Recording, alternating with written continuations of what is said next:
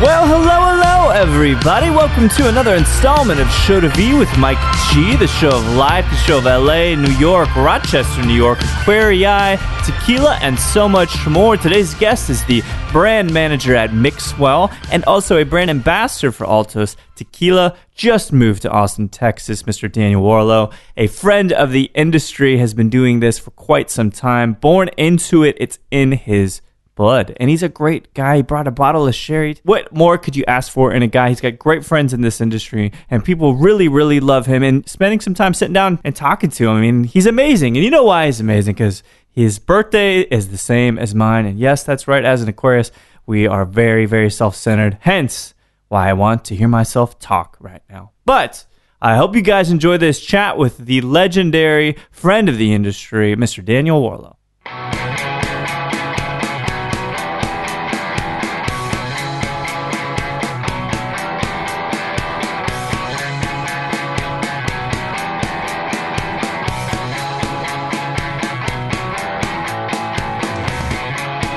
What ended up happening is I get to the airport, I get through security, I'm running through the airport, literally like one of those people that's like running, and I always like, I spend a lot of time in airports, so I always laugh at the people that are like running. Right. You're like, you guys are late. Like, oh man, you should have prepared. And I'm like running and I sprint up to the gate and the woman is like, what's your last name? And I'm like, Warrilow. She's like, I've been waiting for you. And I'm like, I'm sorry. God. So I get on the plane. I'm like, yes, I made it. No problem. We take off. And next thing you know, I'm like, oh damn. Shit. Yep. Okay. I left it at the TSA, the checkpoint. Yeah. So luckily, I flew into Austin with no wallet, so I have no credit card, I have no IDs, I have nothing. I can't check in my hotel. And so I called a good friend of mine and I was like, hey, can I crash on the couch? Yeah. And just like, we'll figure it out. And then the next day I Venmo'd him like $500 to give me cash so I could get to the process. Then spend 2 days in Austin, fly home. Luckily I had my passport so I can get on the plane. Okay, good. Fly home. And then the next day I flew through Atlanta to go back to Rochester. So I just hopped off the plane and got it. It's crazy. Yeah. It's how powerless we are without a credit card or a driver's license. I don't like that. Your hands are tied. Yeah, the credit card thing especially because, traveling, you can't check into a hotel without a credit card. I didn't even think about that part of it. It's impossible. But luckily, I think you've got a nice collection of friends throughout the United States. Oh, man. I was so fortunate, but it was also one of those like, I had a 4-hour layover, so I was like, okay, yeah, I could totally go grab a couple drinks, hit a couple bars in Atlanta, get back, which I had done once before with the 3-hour layover. In San Francisco, I went to Tommy's Mexican restaurant. Oh, yeah. 2 margaritas. Massive. Yeah, and then got back on a plane. So it was not bad. Now I know to just watch my time. Yeah. A little better. It's hard. Well, I'm glad that you went through all of that for me. I won't take any credit, but it's been an interesting back and forth, and I think it's always fortuitous how things end up. But the thing, speaking of fortuitous things, I don't know what year you were born, but we have the same birthday. February 4th? February 4th. That's awesome. Dustin Dan Quayle. Fuck. Oh, shit. Are you kidding me? Yeah, I swear to God. I don't think I can spell tomato anyway. Actually, in all fairness, I don't know that I can. So, what year, if you want to tell me, what year were you 81. born? 81. All right. So, I'm 80. Okay. You're 81. Yep. February 4th. Okay. Do you align to... All right, let me put it this way. I like astrology. I don't... It's not hard-lined. Like, I'm not hard-nosed about it, and I don't think that everybody fits into it. But Aquariuses, or Aquarii, when you meet other people that are Aquarii, you get along with them. Yeah, I feel like it's like a sixth sense. You kind of like get it. Yeah. You know? I mean, I guess I never really followed astrology. There was once an incident with a female who asked me like all these random questions. An incident. I like, okay. Well, just, with interaction. Yeah, she was like, hey, I'm intrigued by... a couple things like what is your birth date? Where were you born? What time were you born? And I'm like, why is she asking me all these questions? It turns out that you have 3 different signs. Uh-huh. Oh, right, that's right. Yeah. So apparently all three of mine are Aquarius.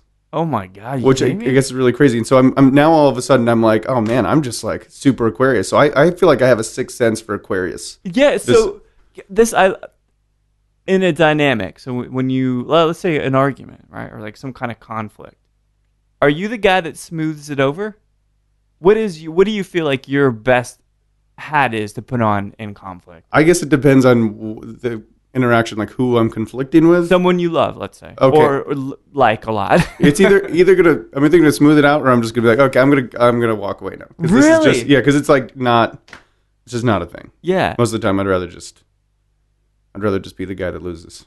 I think I don't know where I got so stubborn. Maybe that was one of the things getting my parents and that, but I feel like we can smooth stuff over. We'd have a calming effect. Do people tell you that? Like that you're easy to talk to? I hear easy to talk to. Yeah. Yeah. I think that's why, especially in this industry, it's like, if it doesn't matter either side of the bar, if you're a bartender or you're a bar patron. Yeah. I think if you're that type of person, it just makes your interaction so much easier, and as a bartender especially. Yeah. Just being able to converse with somebody about nothing or just everything. I think so. People tell you things, don't they? Yep. There are things that you have things that are what do they call it in Seinfeld, that are in the vault that people have told you, like stuff that's pretty dark. Yeah. Totally. And I think that's an Aquarius thing. Yeah. Aligned, man. Forever. Yeah. It is. I wonder what the opposite of that is. I wonder who the people that you don't tell the secrets to are. May I take a guess? Yeah. I'm intrigued. I think that I'm not a huge astrology person. I just know kind of some basics. I don't think fire signs. People that maybe like Leos, and I love my wife dearly, but she's a Leo and very fiery. And of course, we confide in each other. But I think that passion and that fire, it's not subdued enough for someone to want to go into the situation saying, I'm going to open up and be vulnerable and tell you something that's really difficult to talk about. Does that make sense? Yeah. I don't know. The astrology thing really just goes as far as my own sign. I don't really know, like... Well, yeah, we're still centered. Yeah. That's part of the sign. Damn it, I wish you were going to bring that up. Oh, man. Dude, you're meticulously groomed, and you got a beard that's obviously been, evened out and stuff. So, yes, self-centered. I get it. I mean, it's appearances are everything. Yes, totally. Well, you're in LA, or you were in LA. Yeah, now I'm in Austin, so I guess, our appearances, everything in Austin. I feel like this is the most LA of Texas, so. Oh, really? Well, let me put it that way.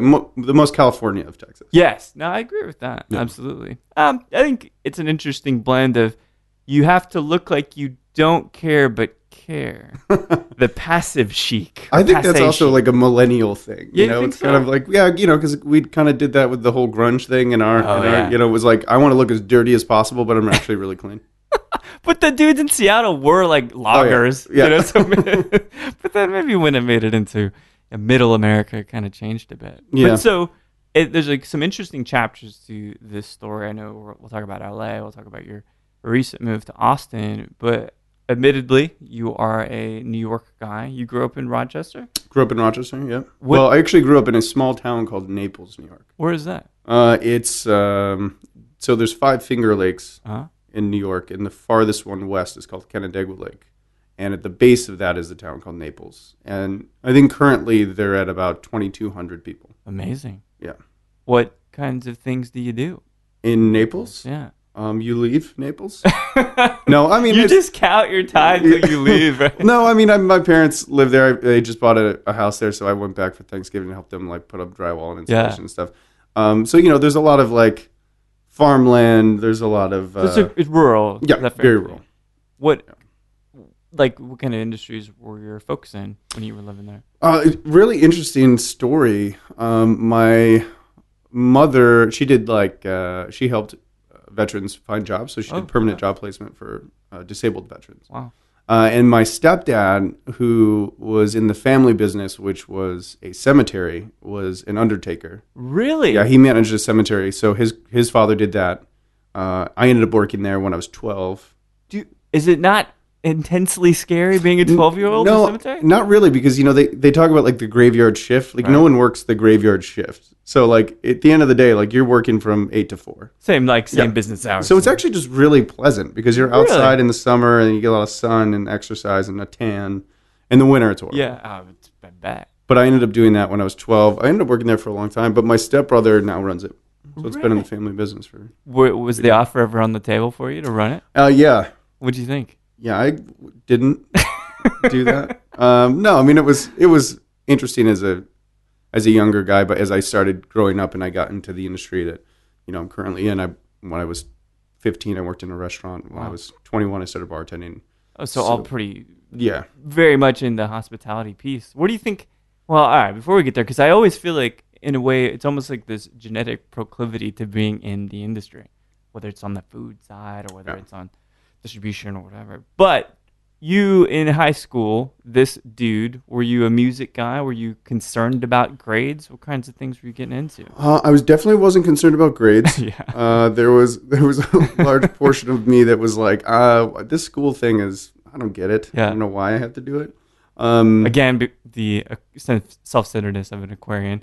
I can do this by myself. Yeah. Right. It was more like, when am I ever going to need calculus in life? Still, how do you feel about it now? I don't need calculus. I need to do it. I mean, it's difficult when I have to use the piece of paper and like put the one over, carry the one in public. But aside from that, it's totally fine. Yeah, it all works. Yeah.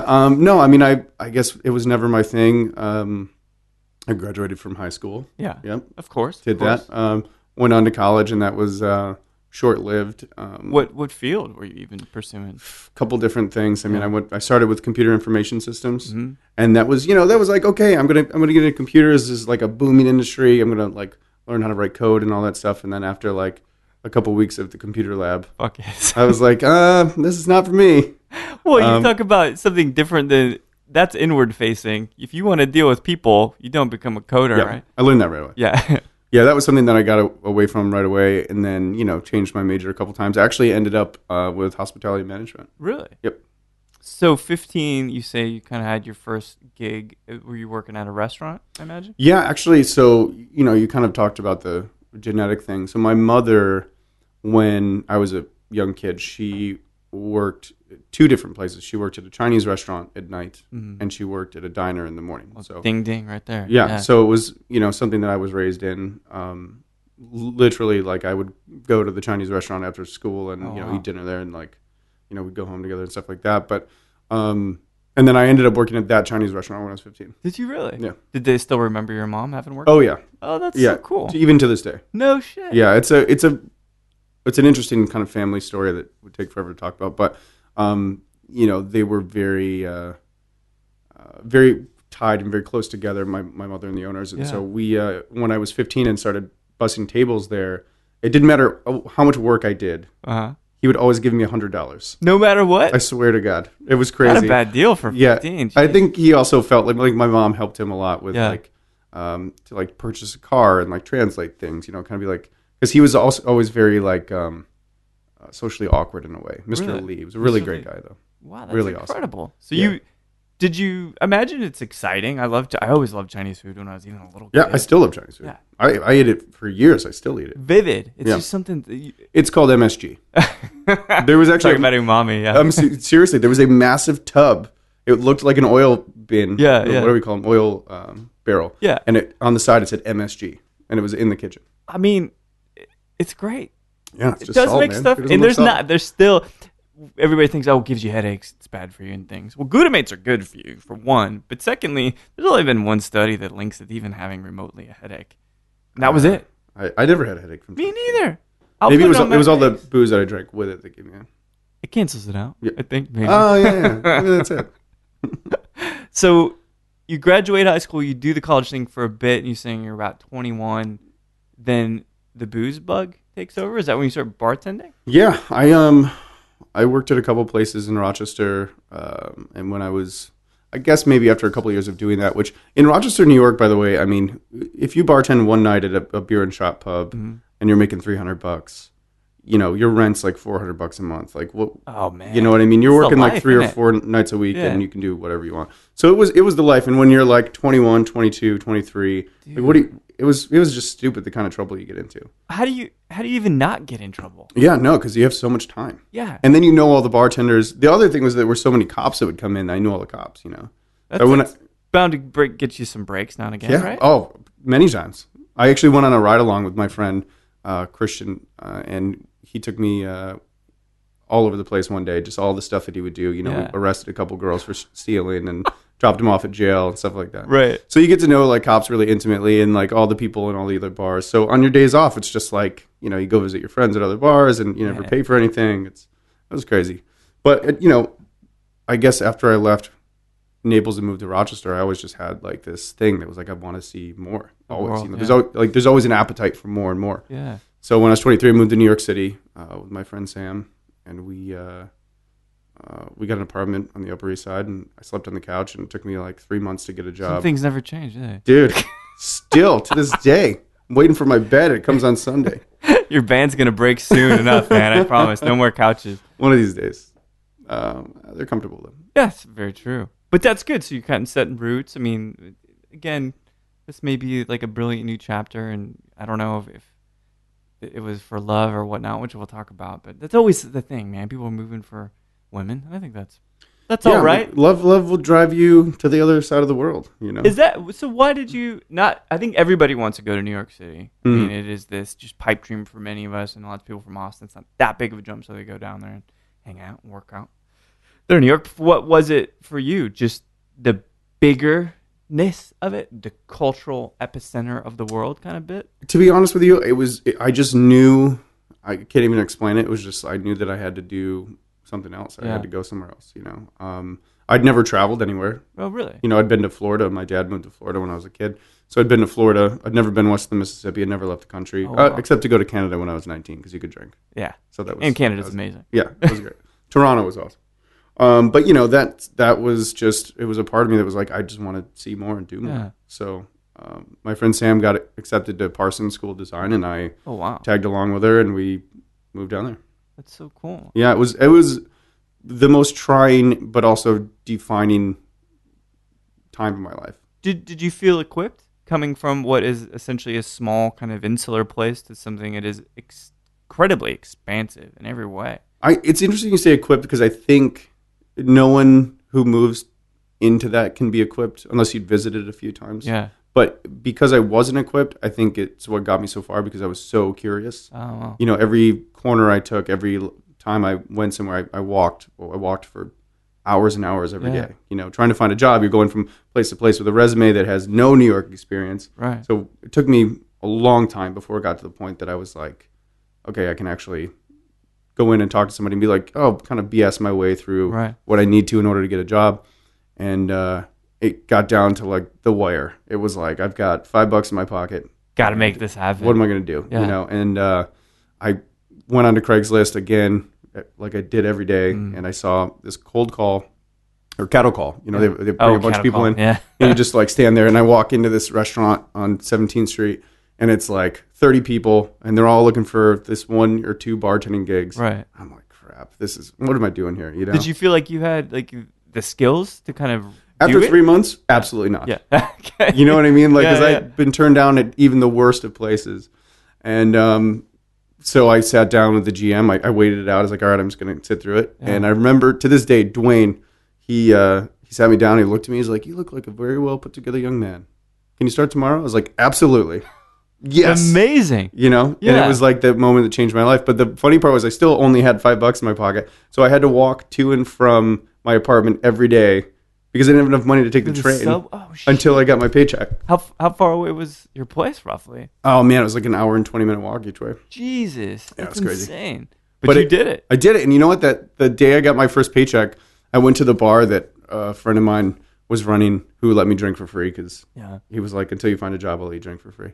And I walked in and I was like, I will have a bottle of Budweiser, not that crappy draft stuff you've been giving me. And I'm going to have chicken wings and I'm going to pay cash. And he was like, whoa. I was like, that's right. I got a job. The big leagues. It's symbolic though. Yeah. I mean, that's got to be the moment in which I think if you were writing a book, like kind of started there and then perhaps your career in the hospitality industry exploded. I mean, maybe I'm not trying to be hyperbolic, but it does. I agree 100% because from that experience working at the Lobster Shack version of the place that I was at. Yeah. There was a high-end restaurant upstairs, and there was the Lobster Shack downstairs. Working there, I got to look at the wine list. Yeah. And I was like, what is this? There's like 400 white wines on here. I thought there were only like Pinot Red and Grigio, white. Zinfandel, you know what I mean? Yeah, I had no idea. And that's when I got into wine because I was so curious. Again, my curiosity was just like uncovering every rock like you did. Yeah. So I ended up volunteering in the wine cellar. So like every Wednesday I would go in there and I would put all the wine away and I'd tag it and I'd put it on the shelf. Meanwhile, I was reading the wine Bible, looking at every label and just like curious. And I got really lucky because the group was expanding rapidly and they were looking for people to help them run their wine programs. Oh, wow. And so they put us all through the quartermaster sommelier program. So the guy that ran the program was a master sommelier and he was really adamant that we all did it. So the company would pay for paid for my intro, paid for my certified, paid for my advanced. And so that, from like an academic perspective, that was interesting to you. Absolutely, yeah, because it was something that I understood, it was something that I cared about, and I knew was applicable to my life. I see. So maybe it is again the Aquarius in me was like, you like to drink, figure out how to get paid for it. Yes, make them bring you information about the thing you like. I mean, I get that. You know, I mean. We're not self-serving. We're people of the community. I very much believe that about Aquarius. We're here for other people. But I think when it comes to our intellect and the cerebral nature, we want kind of the info to come to us. But we'll go and we'll get it, you know. So how long did it take you to go through that whole process, and did you end up coming out of that with a certification? Yeah, so I the first year, it took me about 3 months. I got my intro. That was pretty easy. That's kind of the easiest level. The next year I got my certified, and then 2 years after that, or about a year and a half later, I took my advanced in Cincinnati. Probably the reason why I hate Cincinnati. I took my advanced and I didn't pass. I failed theory, which was probably the thing that discouraged me the most because it was the thing that I knew I needed work on the most. Because it's so intense. It's really, in every level exponentially harder, and the third level was just the theory was too much. It was past beyond my grasp, and so I felt really comfortable with tasting. I felt really comfortable with service. Obviously, I did it every night. I worked the floor as a sommelier for 5 years, so it was something that I understood, but the theory was just out of control. Would you say that was the point where you maybe broke up with the academic side of wine? I would say that it's probably the point that I don't want to say I broke up with wine, but we were separated. Yeah, there you go. Yeah, for sure. We're going to try some other things out for a little bit, right? But that was also a really amazing time for me because I was in Los Angeles at the time. I had opened a restaurant for that group, and I got to meet all of these crazy people getting into cocktails and fresh juices and stuff. And at that time, I guess maybe it was like 9 years ago now. At that time, 9 years ago in Los Angeles, it wasn't really a thing. Yeah. The Varnish hadn't opened. There weren't all of these places that there now are. But I got to be a part of a group that started that, and that was really amazing to me to see all these people so passionate about something that they really didn't know everything about. Right. Like now, all this information about bartending. It's a great time to be alive now. Oh yeah, it's great. Even the average consumer will come in and school you on a Tipperary cocktail. Yeah, sons of bitches. And you're like, well, okay, I've been to Ireland. Okay, I know what's up here. But it was an amazing thing, and I moved back to New York right after that. Spent a couple of years there. So what took you to LA in the first place? So I worked for that restaurant group for 4 years. Okay. So I worked at 2 of the restaurants in New York. I see. So they can just transfer you and you can go work. I went around to kind of open up the beverage programs. Gotcha. Went to DC for 2 years. Oh, cool. Went to LA for a year, back to New York. So since you're getting a wonderful taste of both sides, and with a little bit of DC sprinkled in, you as a person, as an Aquarian, as a dude who's really intelligent, which side did you align with more? Because New York is kind of almost diametrically opposed to the lifestyle in Los Angeles. You know what I mean? Like, they're so different. Well, I think that their energies are very different, and the things that the people that are there for life, their goals in life are different. Yeah. You know what I mean? If you're a New Yorker, I think the thing that appealed the most about New York to me was just the intellect, but also the culture and the history, and there's just a drive that people have. Mm-hmm. It's just an internal thing. Like I kind of carried it along with me even into Los Angeles, because it was something where I knew that every day you had to wake up and get what you want. You know what I mean? You have to hustle. That's it. Yeah. And then you get to LA and it's like, hey man, it's cool. We're just hanging out. Hey, you want to go to the beach and just sit around I saw that commercial. Yeah. Rob Lowe fucking around in swimsuit or whatever. Do you want to sit in the sun and do nothing for a while? You know? Sure. But there's also a very, there's a very endearing thing about that. Like people learning to like actually enjoy what this thing is that we call life. That's a good point too. I think you're right. If you've got your head down and you're moving forward all the time, to be completely kitschy, you don't ever have time to stop and smell the roses, which is where all the good stuff comes from. Yeah. And I think that's interesting. I mean, you have the ambition of a New Yorker and that you're willing to uncover whatever you need to uncover career-wise, academically, intellectually. Did it become a way, did it stifle you then when you ended up moving after, so you go New York, LA, New York, but then back to LA that last time? Well, it's funny because I moved back to New York, stayed there for a couple more years, and it was strange because I felt like the city changed, but really it was me that changed. You know what I mean? So coming back to New York, it was like, oh man, this is where I like found myself. I'm really excited to move back to New York. Yeah. I got a great job. Like I'm going to live in Soho. I'm going to do all the things I want to do. And after a couple of months, I was like, the city is what the city always is ever evolving, ever changing, right. Still has the same feel and vibe, but I'm just a different person because I just spent the last 3 years in 2 different cities, again, finding more out about myself. And it was just a little different. Yeah. And I think maybe also experiencing the weather of Los Angeles for a full year was kind of nice. Yeah. Because coming back to New York in the middle of winter was like, oh, why did I do this? Yeah. Did you think you were looking for different things for your, this is not turning into a spiritual conversation, I promise you, but different things for your soul? You know what I mean? There are different parts in our life where we're really looking for different things to fill that cup. Yeah, I think a lot of it was that. I mean, we're going to get real deep here, sure. But, I had like a breakup with someone in Los Angeles that almost also drove me back to New York to a place where I felt comfortable and knew that maybe it could recharge my batteries a little bit. Yeah.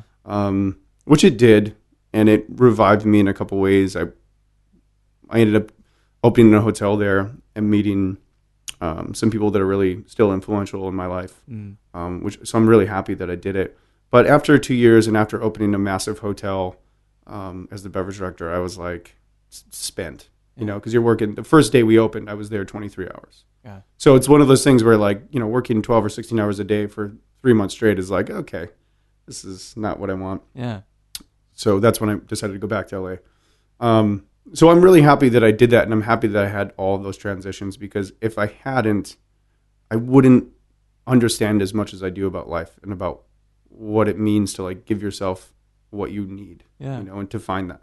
Some people, especially in this industry, I think you've probably noticed this as well, but they put their body up on a cross for the sake of just being 100%. Out there. And that's the thing I think you learn when you get a little bit older, is that you don't have to sacrifice your health for your career or for family. You know what I mean? Like you can, there is a balance. And did you think that you struck that finally getting out of New York and it's slowing it down in LA? I most certainly didn't, because then I opened a restaurant and I made a third of the money that I was making in New York, but I did it because I loved it. Yeah. And I opened this restaurant. I was there for 2.5 years. Again, met some really great people. There's actually a restaurant here in Austin, and one of the chefs, owners, is somebody I worked with. Which one? Olame. No shit. Yeah, Michael Fotoge. I didn't know that. Yeah, he was a sous chef and I was the GM. Oh, that man, lovely spot. Dude. Biscuits. Dude, the biscuits. They're the best. I did it there a couple weeks ago. It was one of the best meals I had all year. Yeah. I guess, calendar year. Yes. Oh, yeah. Very well. Yeah. Wait, you just missed it. Just by a few days. Yeah. So this kind of, what's the word? Efficiency or proficiency as a bartender. I think that you were there experimenting with things that we hadn't even, that wasn't commonplace yet. You talk about fresh juices, which now we kind of look at like, really? Yep. It's easy to squeeze a fucking lime. Yeah. Make a daiquiri or make a margarita or whatever. But you're kind of ahead of that stuff. So I imagine early on, because you've got such a laundry list of brand work that you've done, what was that first kind of transition into brand work? Were you doing that all the time, or were you doing a mix of beverage directing and the brand work? The brand, okay, so when I moved back to New York from Los Angeles the first time, the only time I moved back to New York, I worked for a winery, a Russian River-based Pinot producer. Oh, cool. So as the East Coast sales manager, I was tasked with selling mostly. Yeah. And it was something that really I learned very early on how much I hated selling in the wine business. So, that sort of brand work to me was not appealing because I didn't get the same gratification from it. Some people are just driven by that sort of thing. Sure. I just was not. But after 2.5 years at the restaurant in LA, I had visited Mexico a couple times. I went to Mexico for the first time, I think probably like 6 years ago. Yeah. On a trip to the town of Tequila to visit some distilleries. And it just like immediately changes everything. Yeah, it changed my life. I was like, this is amazing. And the physical effort that goes into making that one particular spirit just blew my mind. So, having worked closely with a lot of brands, when you're at a successful restaurant or you're running a successful program, you get a lot of attention from brands. Having worked closely with a couple big brands, specifically like Absolute, things like that. I was approached by the Absolute company to launch Absolute Elix when they launched it in LA to work for them. And I just, I said, hey, I love your brand, love what you guys do, but it's just not for me. It's not my wheelhouse. And I really love tequila. I was like, and I know that you have this brand, Mezcal Altos, and I would feel really fortunate if I could work on the brand. And they were like, oh, that just started. We're not going to have any money on that brand. It's just, it's down the road, maybe a few years. And I was like, okay. The seeds are planted. Yeah. But I was like, okay, cool, whatever. Went back to doing what I was doing, and I was really happy with where I was at, but, it intrigued me. And then about a month later, I got a phone call from a guy, and he was like, he was working on the brand and had worked on it since the launch. Wow. And he was like, hey, man, my visa's all messed up. I can't stay in the States. I got to go to Mexico. Would you be interested in taking my job? Oh, wow. And so, got a phone call. And because of a visa thing. Yeah. And so I ended up taking his job as the West Coast ambassador for Altos. That's incredible. So it was very fortuitous. I mean, a lot of people are like, oh, cool, you got brand work. Like, that's great. Everybody gets a phone call someday and they're like, hey, do you want to work for so-and-so? No, but this is the brand you want. Exactly. So when people come to me and they're like, oh, I mean, cool, like, you're working on this brand, but you're just doing it because it's your job. I'm like, you don't really get it. Like, I asked for this job. Yeah. It's not like you're online dating. Like, you met this thing organically and you developed a passion and romance for it on your own. Yeah. Which is an amazing thing. Yeah, and I think also it helped, like, the portfolio, like, Pernod Ricard's one of my favorite portfolios, so it was easy for me to transition into the family. Yeah. And I really enjoyed the family-type environment that they created.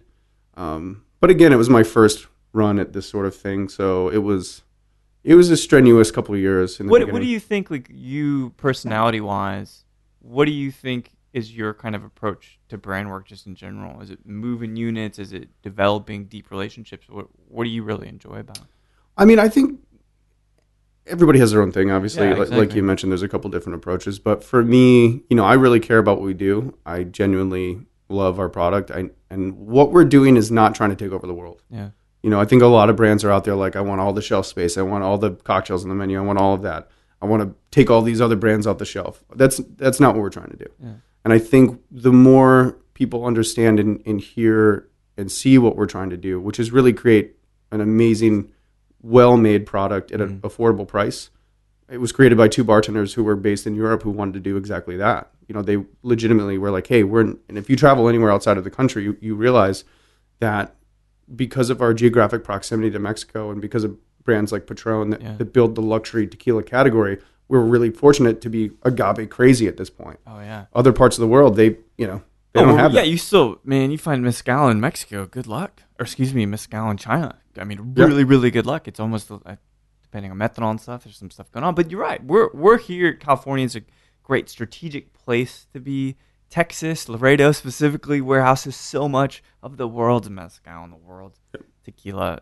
But it's funny because do you see a lot of commonality between wine and terroir and the different varietals there and mezcal and sotol and tequila? Do you see that same kind of level of academic value? Well, it's funny you bring that up because I always touch on this during my trainings because it's obviously wine is such a large part of my background. Yeah. But what I learned in wine and there was a pivotal moment that I understand what the word terroir meant. Yeah. And terroir to me, obviously to anyone, is sense of place. It's about where something comes from. Right. So it happened to me. I was in Burgundy for a couple weeks, and we were with Olivier Leflevre, who has a domain holder that has many different parcels all over Burgundy. And they took us out to the vineyard sites, and we were standing right in between one vineyard site, Bienvenue Betard Montrachet, and then Betard Montrachet. Okay. And they're literally they're joined by land, obviously. Yeah. It looks exactly the same. If you were to not know that the sign was there, you wouldn't know which one was which. Gotcha. And they had a bottle of wine from each that were produced exactly the same way. They weren't even labeled. They were really fresh. And we tasted both of them, and they were completely different wines. So crazy. And to me, I was like, yards. Feet. Yeah. You know what I mean? And it was one of those things I was like, man, I get it. Like, I really understand what that means now. And the thing with that is that you've got grapes that are growing for like 10 months, something like that, 9 months from beginning to end.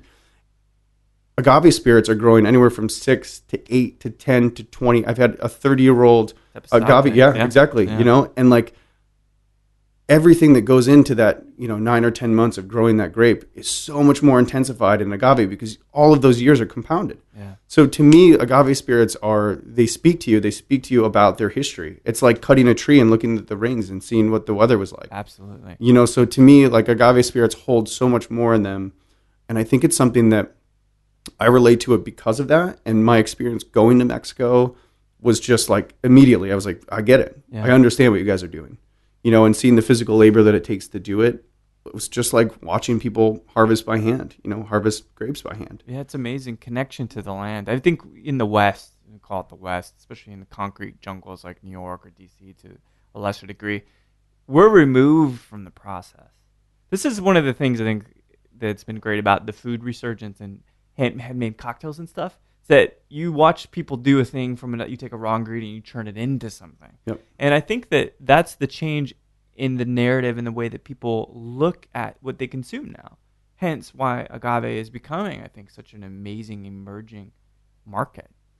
Yeah, and I think, tell me what you think. I now, finally, after years of being in this industry, people are asking me how something's made. Yeah. Before it was, people look at the back bar of a bar and they see a bunch of spirit bottles and they just don't understand that there's agriculture behind it. Right. They don't get that every single bottle that's up there's some piece of land or something where this came from. Totally. And they just think that it's all the same, and it's like, oh, tequila, like, I can't drink that stuff. I had a really bad experience. Or or even, whiskey or even, gin or whatever. Mm-hmm. And little do they know that there's, centuries of history behind this and behind the land where it came from. Yeah. And I think our connection now with agriculture has kind of skyrocketed that opinion, which is great. Absolutely. Farm to table is a thing that people understand. Even my parents understand that. Yep. No, they're great, hip parents and very progressive, but that actually means something now. Organic produce means something, and maybe, God, in the flying face of what's going on politically in the country, maybe us being more concerned about the substance and the life of something and stop looking at a bottle by its cover and be more concerned about where it comes from, that sense of place. Like, maybe that speaks about us as a people. Maybe we're improving. Maybe we're getting more compassionate. I would like to think that we as a whole are, but I think it's a very small few, but we're getting there. I love this bubble, though. Yeah. It's a great bubble for us. Listen, I love the bubble. Yeah. If it was a big jar of Kool-Aid, I'd be swimming in it right now. Absolutely. So we can smile and be like, yeah, this is great. We're sipping mezcals, the agave marmorata that is over 30 years old. Fucking yes, this is the time to be alive in this industry. Yeah, I the only hesitation I have is things like that are just waiting for that moment where we just Americanize it and we it's a necessity for everyone, and then all of a sudden it's like, well, that's not really something we can accomplish. Yeah. So I think the other important part to brand work out there for me is doing it the right way and making sure that who you are working for, no matter who you're working for, is thinking about that, and the sustainability factor of it. Because at the end of the day, like, sure, we can get out there and promote our product and we can sell it to everybody and we can make it something that everybody wants, but can we provide it the right way? Can we still provide a quality product? Delicious every time. Right. Yeah. Or do we have to reduce the quality of it in order to get it out there? Yeah. So I think there's a very fine balance of that. And I think that very few people do that. There's some really great people out there doing it. And they're my, compadres. Idols. And and the people that I would most certainly, help out in any way. Absolutely. So how long have you been with Altos now total? Well, so I worked with them for 4 years, and then I left for a year and a half. Okay. And then I just came back. Officially came back on the first full time. Really? Moving here to Austin, yeah. So this, gosh, you probably achieved. I mean, it's so cool because it's like we're getting to see this whole picture unravel, right? So you're starting as a dude in the hospitality industry doing some things, but not bar backing, but bussing. Then you move to making drinks. And I will throw this out there. I was a bar back for 2 years. Oh, okay. I bet. Oh, yeah. Dude, it goes without saying. Just want to make sure everybody knows I carried cases of beer for 2 years. Dude, I mopped the floor. I have no doubt. Like I called it. So that's the thing in the music industry. Like, did you ever do like carry all the amps and set up drums for people? No. Then you haven't bar back. It's the same thing, right? Like carrying those fucking heavy amps upstairs and all that. But I can read it in the beard, just man. Put it out there. Just put it out there. I love it. But you've kind of traversed on these all these different elements of the industry, and everything kind of coming to be where it was in LA. What was that moment, or what was the opportunity that you're like, it's time to move on and do something else, a new frontier here in Austin? Well, there's a couple layers to this. I mean, the working for the brand it's kind of second nature to me. Yeah. I think the thing that you understand first when you work for a brand is that you are the brand, and people are like, it's 24/7. Mm-hmm. There's never a moment when you're not. That's tough. Yeah, believe me. There's a lot of times I'm like, oh man, I don't know if I said the right thing there. Yeah. Because I don't want them to think poorly of the brand. But a lot of the time you have your own opinions of things, and it's hard to hold back. But yeah, oh yeah. But I like that though, because that's why you get hired. They don't want someone to be so clear cut and white bread that it doesn't introduce some edginess. I mean, you got to have the integrity, so that comes along with you, the reputation that comes along with you, your actual experience. So you're bringing all this stuff into Austin. So you said you rejoined with Altos as of this calendar year? Yeah. So officially, I started again full time on the first of the year. But I'd come back in. I guess it was September, kind of part-time. So I have another project called Mixwell. That's right, yeah. Which is a soda company. Founded by a fellow bartender now. Yeah, Billy Ray, really good friend of mine, lives in Los Angeles, bartender for a very long time. That launched last December. Mm-hmm. It's been really crazy. One of the most... Some really cool flavors too, if I recall. Yeah. So Billy did all the flavor compiling. Wow. He created them all actually out of his kitchen. Oh, amazing. So the flavors are really meant to pair obviously with spirits, hence the name. But obviously the one I gravitated towards first was the Mojave grapefruit soda. Yeah. Which obviously for me, tequila Paloma. Yeah. We actually went down to Mexico and we filmed a video about the Paloma. We actually went to La Capilla, which is a bar in Tequila. Yeah, but world renowned now. Yeah. Yeah. Don Javier Delgado Corona, the guy that owns the place, he's a lot older now. He's in his 90s, in his mid 90s, so he doesn't actually really bartend anymore. Yeah. But his nephew Aaron was kind enough to sit there for the day with us, shoot some video, talk on camera, just kind of be like, hey, like, what do you think of this product? Like, talk to us about your history. Kind of, give us a lowdown on the Paloma and your uncle and all of that. And it was a really awesome experience. So that was like probably the one like pivotal moment where I was like, man, I really do love this sort of work, because it's not just going in and like selling a product. It's legitimately, there is a product that you really care about and it's expressing to other people how you care about it. Mm-hmm. And I think a lot of brand people, they come in like a bull and they're just like, I want this, I want that. And it's that's not my approach. For me, it's like, I've got a great product. I'd be happy to share it with you. If you want to hear about it, cool, let's talk about it. If you don't, no big deal. Yeah. You know what I mean? I feel you. That's exactly how Yeah. And I think that our approach with Mixwell is, it's very bartender focused, obviously.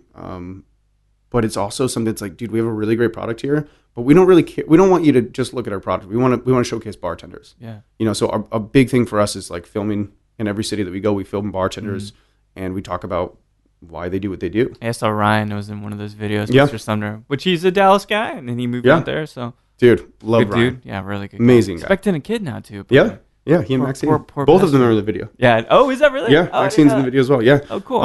But and then we did the one in Vegas, and Nectali, who owns Herbs and Rye, Oh, yeah. was in it, and he actually had an awesome spot, man. Like, you know, some of these videos like bring me to tears because the bartenders are like so passionate, and I can't tell you how many people cry during them because it's just like it's a moving experience. Yeah, it's why you do it. Why are you who you are? Yeah, you know, and we want to showcase the fact that we are bartenders, that we're providing a really awesome product, but we want to showcase like other bartenders, and that's always been our focus. It's about the people. Yeah, it always is. So really excited about that too. So you find yourself in Austin, which is a great market for both tequila and mixing adjuncts, we could call it. There's many different ways. What's the format? So you guys have is it 3 flavors of the Mixwell? Yeah, so we do. We have the Mojave grapefruit soda. Yeah. We have a young ginger ale.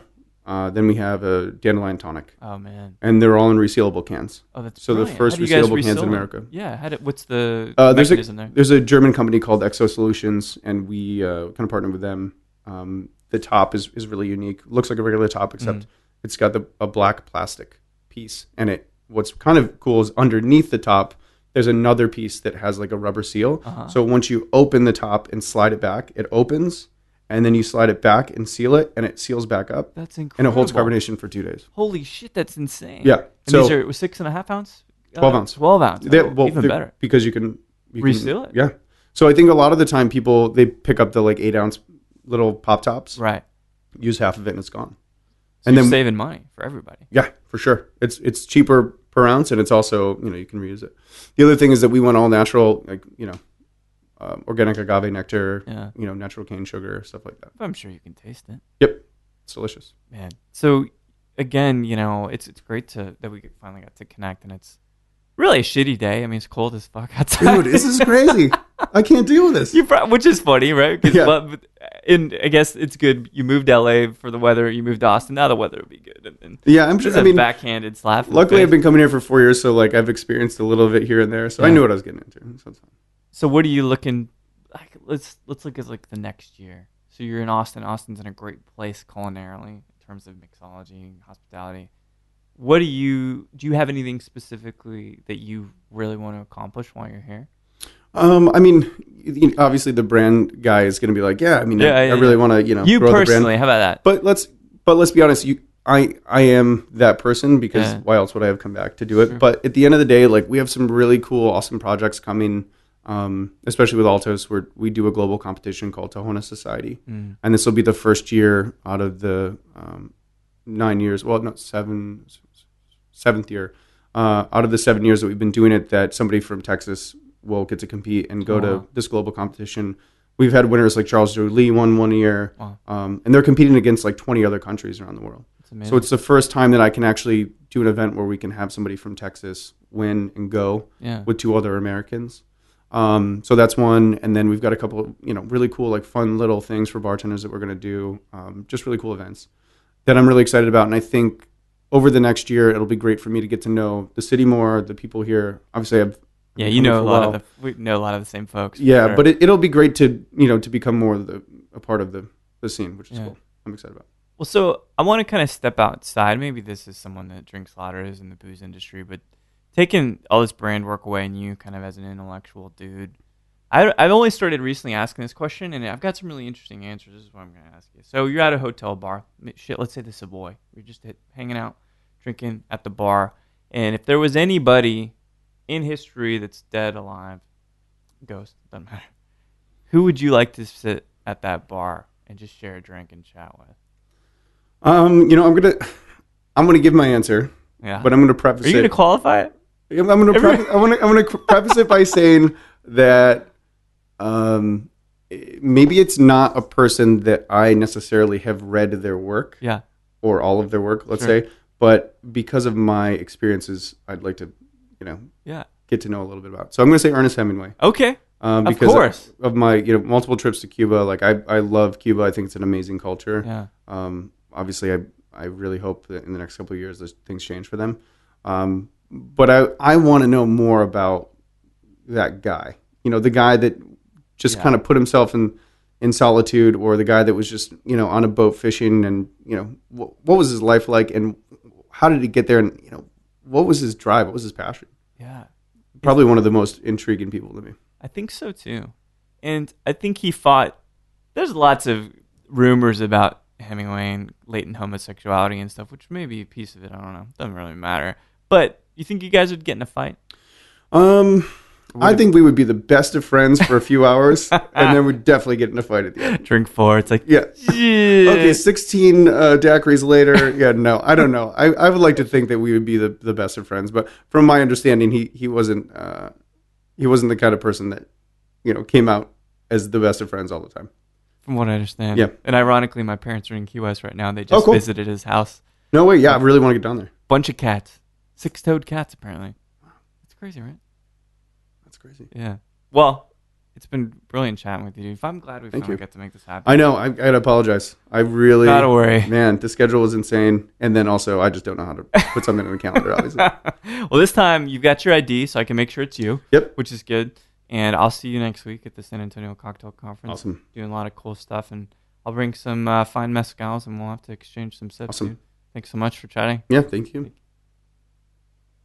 Well, there we have it. The sensible, the warm, the Aquarian himself, Mr. Daniel Warrilow of Mixwell Mixers. I haven't had a chance to try them yet, but they sound incredibly intriguing, interesting ingredients at Altos Tequila, a staple tequila in many back bars near you. So it's great getting to talk to Daniel. I mean, I say this all the time. It's great getting to talk to people. It's great getting to talk to people. But we're born into this familiarity with one another's kind of personalities or demeanors.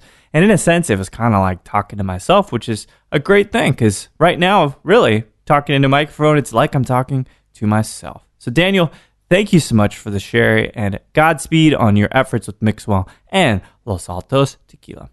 And thank you for listening to Show to V with Mike G. No matter what you do to prepare for a long European excursion, or what kind of whiskey you feel like drinking today on the first day of spring, please keep dancing.